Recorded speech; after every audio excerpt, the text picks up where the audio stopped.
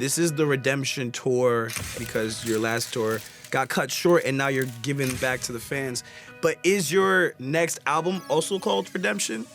It's called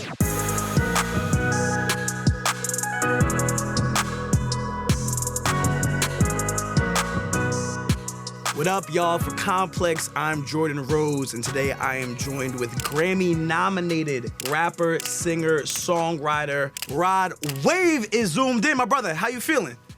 and I'm coolin', man. I'm blessed, man. Good. See, are you used to that Grammy-nominated in front of that shit now? Not really. Not really. That's crazy, right? But let's start there. Like, how does it feel to be Grammy-nominated? It should feel good, man. It's sound like some shit I used to hear people say on TV and shit, man. So, you know what I'm saying? Made me feel like I really did it, you know what I'm saying? Like, Grammy nominated.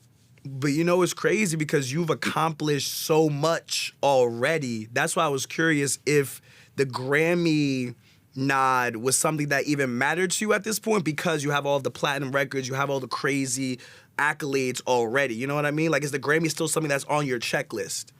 Yeah, for sure, for sure. It's one of them things like, you know what I'm saying? That's another level of recognition, you know what I'm saying? It's a different lane, it's a different level, you know what I'm saying? Mm-hmm. Well, we'll get into how Sinners came together, but first you're on tour, the Redemption Tour. How is it, man? You're in Chicago right now. How's it been? Yeah, man, it's crazy, man. You know what I'm saying? It's one of them self-promoted tours. One of the things.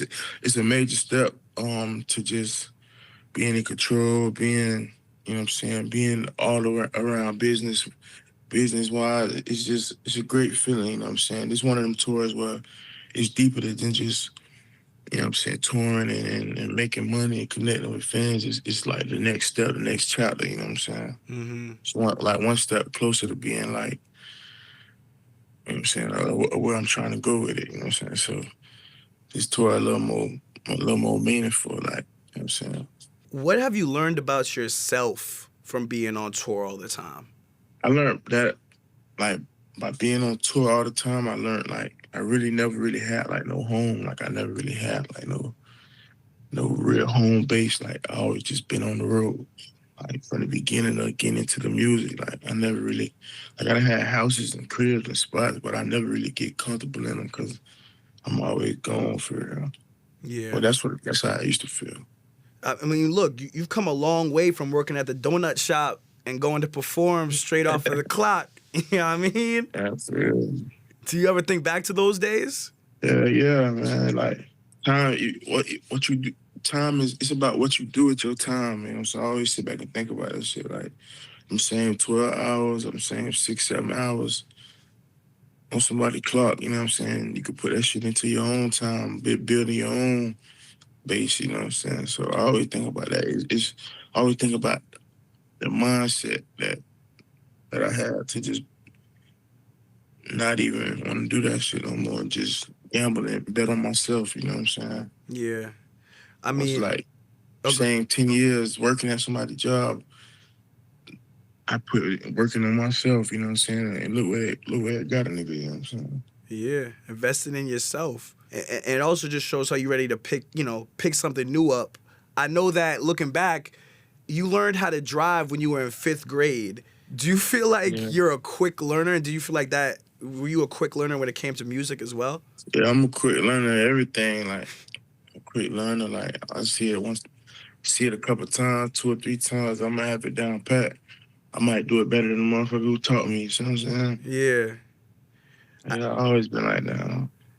So speaking of learning, I have to ask, what inspired the backwards fall off stage on your last tour? Who taught you how to do that? What inspired that part of the tour? We been shooting a video called Come See Me.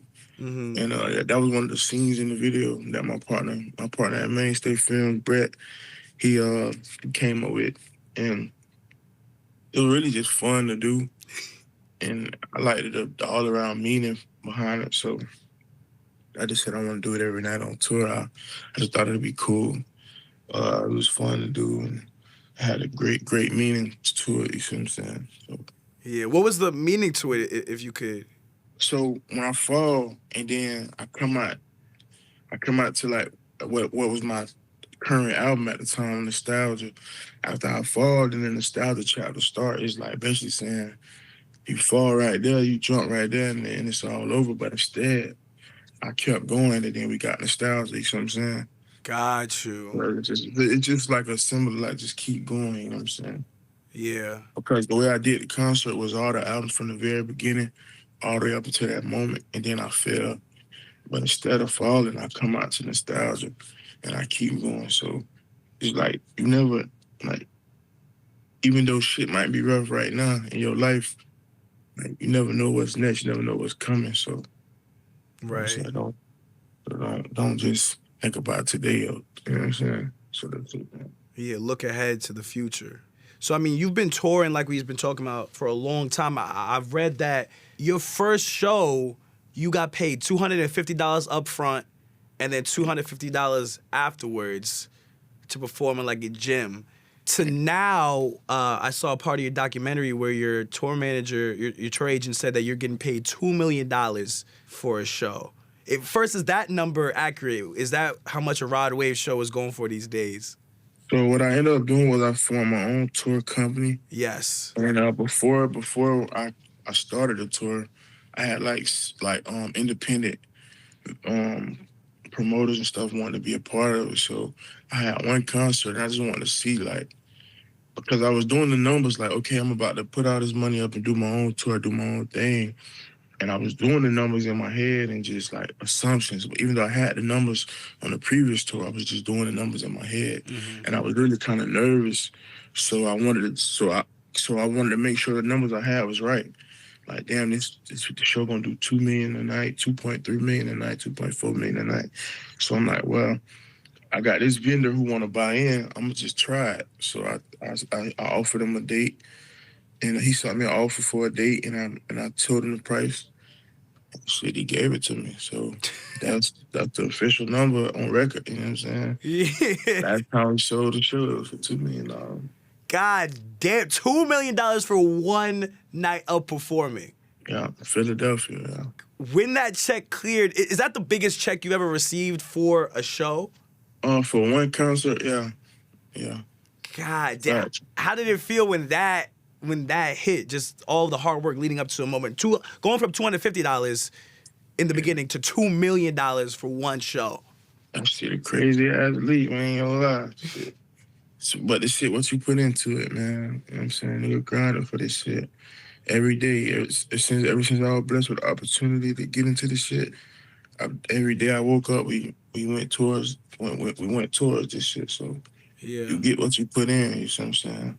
And I think it's also important talking about ownership. You mentioned your mainstay tour agency that you recently just started, which you're now using for this current tour that you're on. Like, when did you realize that you wanted to start your own touring agency because of, some of the shiesty business aspects that might come from working with a third party? I mean, it was 50% of shiesty business, and it was another 50% of just careless business. I mean, like I said, ever since I was able to get into this shit, I went towards it. So to build it up brick by brick, day for day, and to put it in somebody else's hands is just too risky. Like, can't risk this shit. Like, you only get one shot at this shit. I'm not gonna let somebody who didn't even play a part in this shit fuck it up. You see what I'm saying? So it was more so just like wanting control and making sure the fans got the best experience. Like, for example, like my last tour, the last live tour got canceled halfway through because we had a production issue.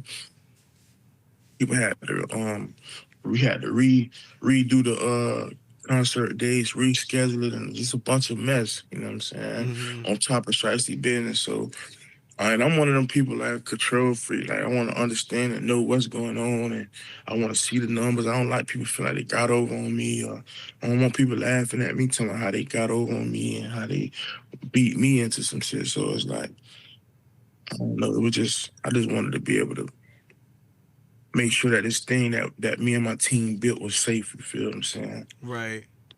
So that's what it was really about, for real. Yeah. And like I was telling your team this before we got on the call, but it's like one of the most impressive things to me about you and the career you've built is how you have that ability to bring your fans in person to these shows? Right now, you're doing arenas. You know, doing the United Center in Chicago right now, and it's like I feel like it's because, and you've spoken about this, like how much your music connects. How do you think you've helped normalize, specifically with like black men being vulnerable, because you're so vulnerable in your music? How do you think you've helped your fans or listeners be vulnerable as well from listening to you? I don't know, man. Like you say, man, I just normalized it. It's one of them things that everybody go through shit. Everybody life go up and down, but I feel like men, a lot of men or just people in general, nobody really want to hear about shit you're going through because everybody going through shit. Nobody really want, you know what I'm saying? So I just feel like the music is an outlet, especially like for me, the music is just an outlet. Like I'm not gonna be even caught complaining or telling nobody how I feel just because I feel like nobody really give a fuck. Mm-hmm. So the music was just one of them things where it was just like a form of just getting it out, you know what I'm saying? And the fact that people could connect with it and turn to it in times when they feel unheard or they feel like nobody really give a fuck. And Yeah. just make them understand like, damn, there's somebody out there who feel how I feel, like somebody who can connect with what I'm going through, you know what I'm saying? And vice versa shit made me feel the same way, like, damn, look how far I was able to come by just being myself.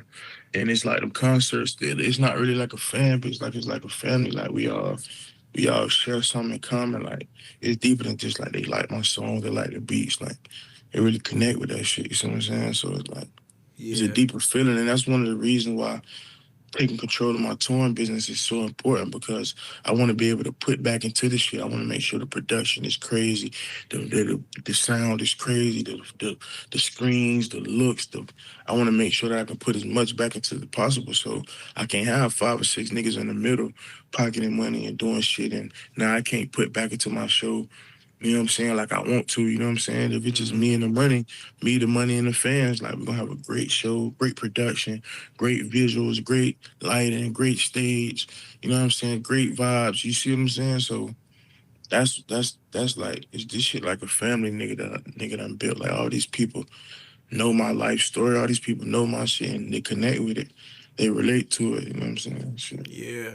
And it's speaking on the vibes too, it's like obviously you've spoken about kind of not enjoying the sad rapper label. And it's so funny because like when I listen to some songs like 25, like I hear aspiration. You know, like we're the same age. Like 25 is one of my favorite joints off the last album because you tell that story of every year you aged, things Right, got better. You know what I right, mean? And that's like right. aspirational part of it. So when you perform, is it hard for you to perform some of your sadder songs because you're not in the place that you were when you made them? I mean, I wouldn't say it's hard, like, because there might be people out in the crowd who in that place right now, so Yeah. they be singing or they remember where they was at. You know what I'm saying? Sometimes when I perform that kind of shit, like, it remind me of where I came from, so it don't be really hard. It just, you know what I'm saying? It might not feel the same, but it's it's all part of the shit. It's part of the story, part of the journey. So Yeah. sometimes it feel even better just to realize how far I came. Like, I'm glad I made it up out of that shit and how I was feeling. You know what I'm saying? Yeah. So I want to talk about your records and accolades for a quick second. You and Taylor Swift, the only artists to have a top 10 charting album every year from 2019 to 2024. This is the first year that you haven't dropped an album yet. How has the process been in working on this upcoming work? I don't know, man. I just feel like my last album, I was rushing and I just wanted to get it over and I didn't really get to put a lot into it. So this album, man, I just wanted to take my time with it. And, you know what I'm saying? Take my time with it, get the business straight, get the vibe straight, get the sound right. Just make sure it's perfect, you know what I'm saying? So you were able to relinquish, because you would have kept the record going if you dropped this year, but you decided that taking your time with this project was more important than that unique record that only you and Taylor Swift holds. Yeah. It was more so also too about getting the business right too. Like Yeah. the record was cool, you know what I'm saying? But I felt like from 2019 to 2024, you know what I'm saying? That's like 5 years. So it was all right. Just wanted to get the business right. You know what I'm Yeah. saying? I mean, yeah, that output, an album a year that is performing in the way that your albums have been is nothing to shrug at. So congratulations still on even getting a record to that point. Do you have a release date in mind for this next body of work? No, not really. Not yet? No, not really. This album just get me like closer than I ever been to just, you know what I'm saying, be in a position where, you know what I'm saying, being like free basically, like, you know what I'm saying? But I mean, I love my partners, you know what I'm saying? I love who I do business with. I love the way stuff been going, and it just put me in a different position, you know what I'm saying? Put me a step closer, you know what I'm saying, to being, you know what I'm saying, where I would like to be, you know what I'm saying, on the freedom side of, you know what I'm saying, getting certain stuff back, certain stuff that you know what I'm saying, certain points and little stuff like that. But I love my partners. I love who I do business with, you know what I'm saying? It's just that this album get me like closer than I ever been to being like the ball being in my court, you know what I'm saying? Yeah, for sure. Tables turn, you know what I'm saying? I mean, you're in a position now in your career where you can kind of do what I think you could do whatever you want, to be honest. Like, you're financially stable, you're touring on your own, you're about to have your publishing, and this next album is your last one on your label deal. What do you plan to do next? Would you go independent? Would you sign another deal? What could you tell us about what you would plan to do next? Man, I just want to do whatever take me to the next level, man. Whatever. So I would like to stay. Like, I'm one of the type of people, like, once we locked in, man, that's what it is. Like, you know what I'm saying? But I would like I mean, I'm going to do what's best for me and the team, you know what I'm saying, me and the family. But I would like to just keep going, man, keep winning. You know what I'm saying, with the same people that we started with, you know what I'm saying? Just got to figure the business out, you know what I'm saying? Mm-hmm. This is the redemption tour in part because your last tour got cut short and now you're giving the gifts back to the fans. But is your next album also called Redemption? I don't know, man. I don't know yet. Come on, my brother. What, can you give me something like, what's the title? You can't give me the release date. You don't know. We're just going to say sometime next year because this year's coming to an end. Is it called Redemption, though? Nah, it's not called Redemption, nah.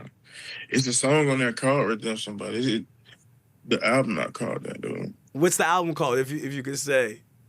It's called Don't Look Down. Don't Look Down. Can you break down what that means to you?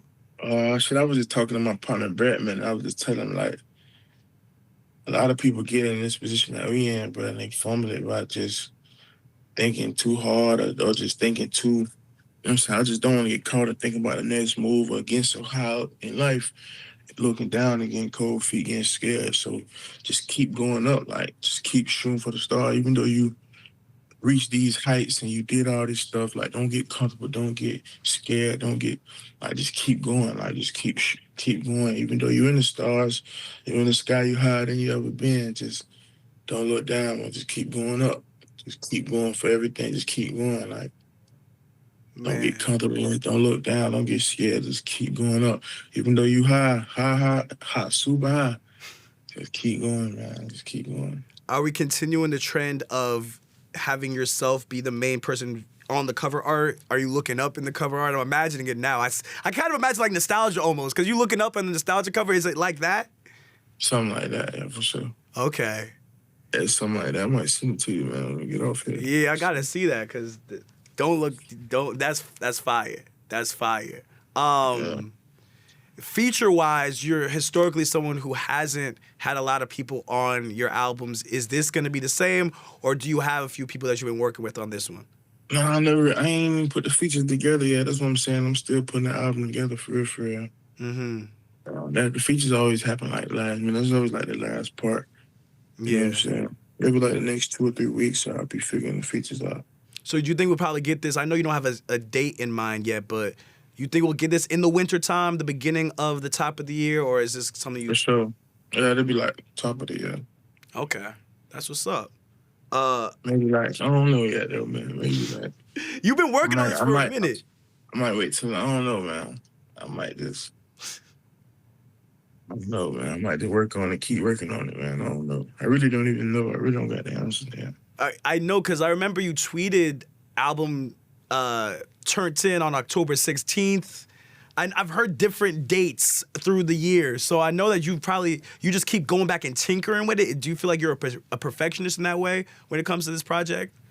Nah, for real, I am though. Like one thing about the album, like that shit ain't never turned in till it dropped. Like, cause I might add some, take some off, might fix this, might fix that, might add this to it. So even though like the album might be turned in and stuff, like it's getting cleared and stuff, but it's never really turned all the way in till it dropped. I feel that. You know what I mean? And speaking on continuing to go up, like we said at the top of this, Grammy nominated for Sinners, your record. I had read the story that the way that you wrote that song is you got woken up in the middle of the night and you got like a message, or you said you had a dream of what you wanted to write about for that song. Have you ever had that experience writing any other record? Yeah. I just wake up. I always just wake up in the middle of the night, but either right before I go to sleep or I wake up in the middle of the night and just record some shit on my phone or do some shit. Then my engineer Tia pull up on me and then we'll just record the shit. The center shit was so crazy because they let me watch the movie and shit. Yeah. They let me watch the movie and that shit was, I knew that shit was raw. Cause I didn't got offered to like make songs for other movies and shit, but I just never really like fucked it with it. But when I saw that shit, like, that shit was raw. So I actually watched it twice. For real. Yeah, and I made the song the same night. What other songs that you can think of right now had that same experience where it's like God had given you the message while you were asleep that you then had to wake up and write? If you could think of like those other songs that you've had that experience with. Shit, Rags to Riches, I remember. Goddamn, The Greatest. I done did that shit a couple times.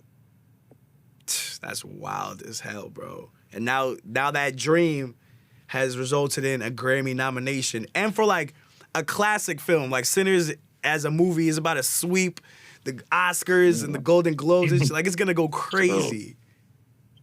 It's a blessing, man, to be a part of that shit, man. I knew when I watched it though, the art was I knew then, like I knew when I watched it, it was gone. Yeah. I was telling people when I was watching it, I was telling people that was in there with me, like, man, this shit can be the biggest shit. This shit can be big. Yeah. Cause I love movies, you know what I'm saying? I'm a movie connoisseur, so I knew then, like, yeah, this gonna be great for what a movie, like the movie world right now so fucked up, man. It's just like, this gonna be great for cause, you know what I'm saying? Is this gonna be your first time going to the Grammys too, just to like go? Yeah, I've never been to the Grammy. Damn, are you excited? Are you nervous? Like, what's the feelings like going into that? Yeah, excited for that shit. Excited, I've never been, man. I'm excited, man. It's up closer to the next chapter, man. Just when you thought you couldn't get no higher, just when you thought you couldn't get no further, and they say you go further, you know what I'm saying? Yeah. Are you still recording with just you and your engineer in a dark room? Is that still your recording process? Yeah, just me and bro. In a dark room, or is there lights on now? Yeah, it depends on the song. Depends on the feeling. Damn, bro. So still no one else with you. That's kind of crazy.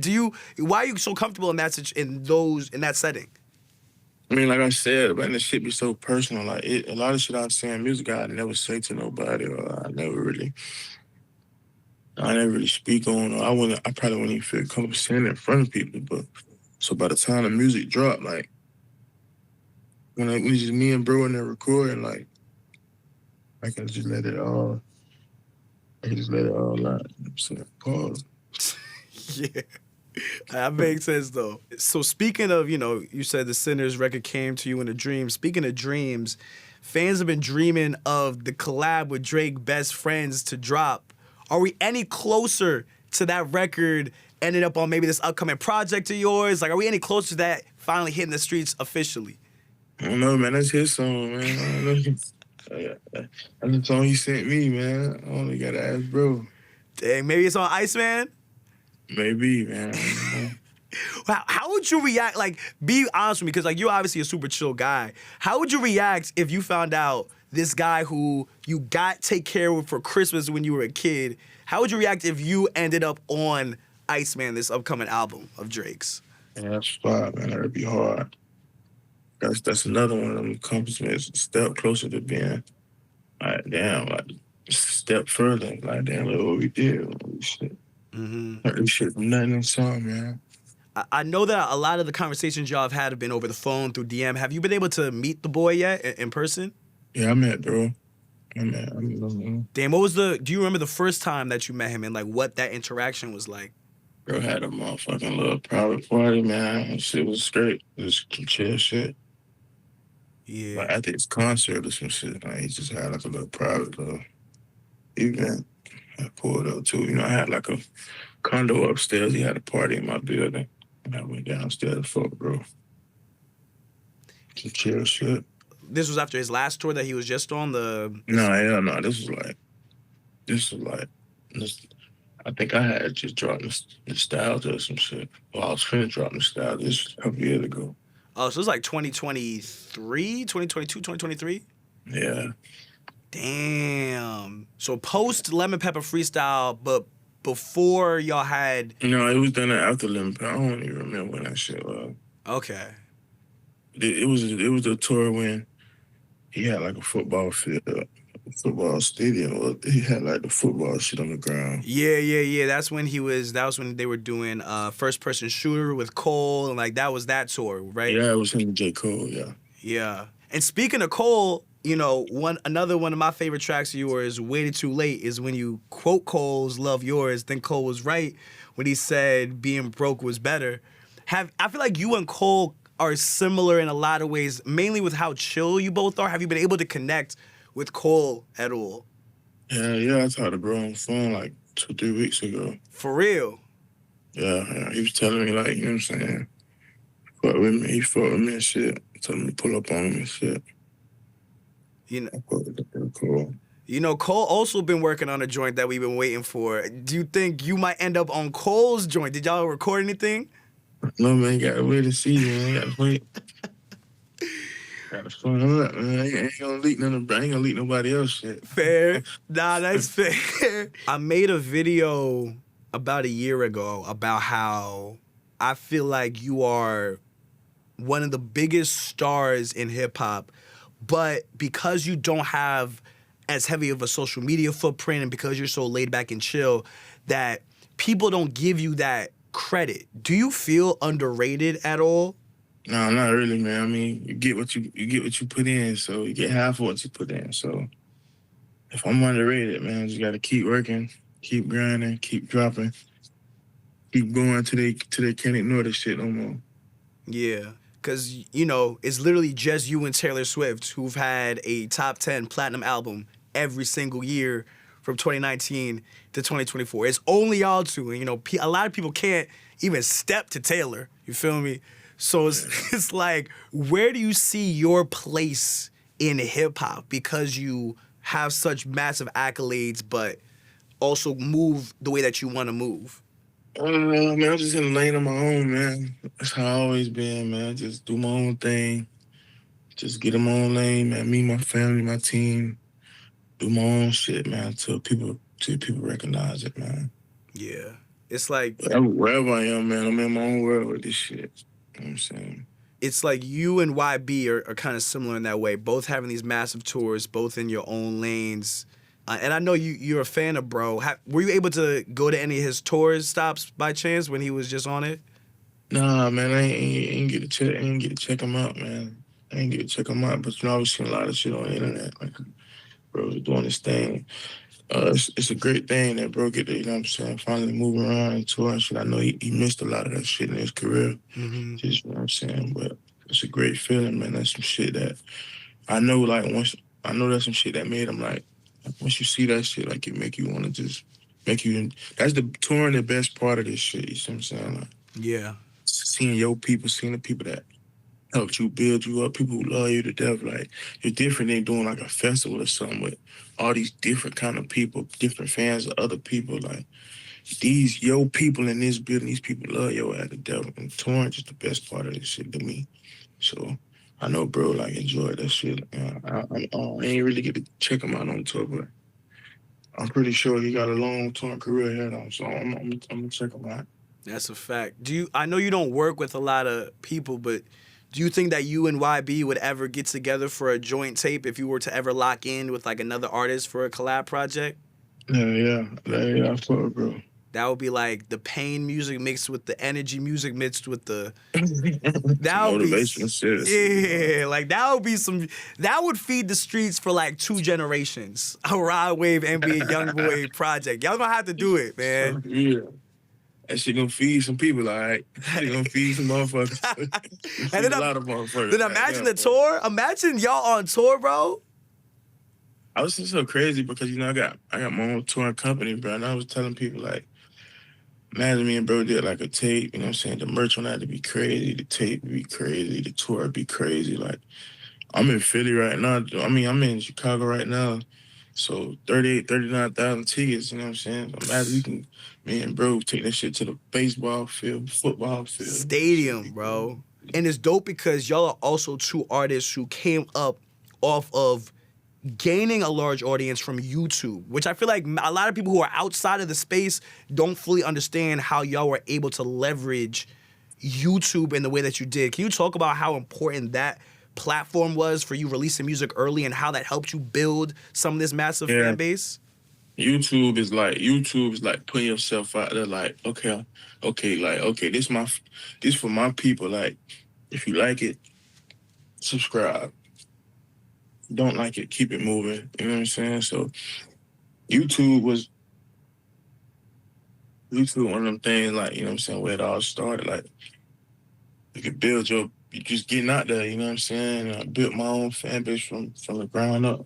Anybody outside of rap? Like, have you been listening to any, like, not up-and-coming singers, but, like, any just pop artists who've been popping off lately or R&B artists? I fuck with Olivia Dean. Talk about that. Wait, hold on. Talk about that, bro, because she's on the come up. Talk about why you fuck with Olivia Dean. I don't know who writing that shit or she writing that shit. But that shit is gas, boy. That shit is gas. Only had a couple minutes, guess we going back to real life. Yeah. Shit, gas. I played that shit over 200 times. God damn. Yo, yeah, shout out to Olivia Dean. I think she just did MSG. Tim's too. I fuck with Tim's too. Okay. Tim's new EP hard too. Olivia Dean. Olivia Dean, gas as fuck, dog. She just came from out of nowhere. Yeah. But she come from that cloth, like that UK, like Adele, the right? That's what she from. Yep. Them folks set the bar high, man. So, you know what I'm saying? She had to come with it, boy. She came with it, boy. She off to a great start, boy. I like that. That project she put out, gas as fuck, boy. That is dope as fuck. You might need to do a cover of one of her joints next. You might have to sample some of her shit, you know what I mean? It's something you're doing. Yeah. I done sampled some of her shit too already, but I don't think I'll never put it out, but I sampled a couple songs. That is hard. Olivia Dean, Thames, somebody who obviously you probably already tapped into, but someone who I think you'd also really mess with is Clairo. Clairo is cold, bro. Yeah. Clairo? Yeah, she is cold. Like, but back to you. So you're Grammy-nominated, multi-platinum selling artist in the same category as Taylor Swift. What left is there for you to accomplish? Because we're the same age. You like 26. You still have so much more to go. What's left for you to accomplish at this stage of your life and career? Man, it's just time to go from artist to mogul, man. It's time to switch lanes, switch gears. It's time to build a foundation and stuff that I can, you know what I'm saying, lean back on, fall back on, get into mainstay sports, mainstay films, mainstay publishing, distribution, mainstay touring, just building these different companies, different entities, just building something that can stand up on its own, building something that I can lean back on, you know what I'm saying? That's the next chapter, the next step, you know what I'm saying? Using Rod Wave and not letting all these other companies and brands build their company off the back of Rod Wave, but building my own companies and brands off the back of Rod Wave, you know what I'm saying? So that's what's next, man. That's what's going on. Like Michael Jordan going from player to business, mogul, franchise, Jordan brand. Yeah. Because you already got your 6 rings. Yeah, I did. This year is coming to a close. Who would you say is the MVP of rap in 2025? Rod Wave. Stamp, just like that. Not even no project out. Just like that. Right, wait, man. They right, wait, snapping, man. There's a lot of shit y'all don't see.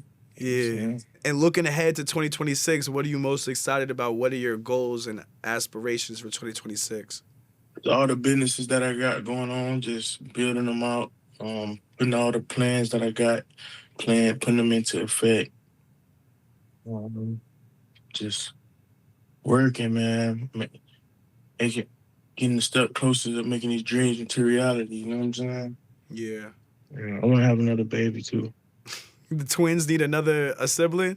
For sure. Real. Maybe a son, you know? Baby. Well, Rod, I wish you nothing but the best. You are such an important piece of this culture, and I'm appreciative of you chopping it up with me today. Don't Look Down, coming very, very soon. We might say top of the next year, might come a little later, who knows. Last question on the album. Any feature, I know you say you're still adding features onto it, it's like the last part, but is there anyone you've locked into the project already that you could share? There's nobody on it yet. Nobody. Who's on your wish list? Who is somebody, like, one person who you are trying to get on the album, or is like top of mind you want on the album? Drake, J. Cole, Ronald Rodriguez, Olivia Dean, Ed Sheeran. Woo! Drake, Cole, Rallo Rodriguez, Olivia Dean, Ed Sheeran.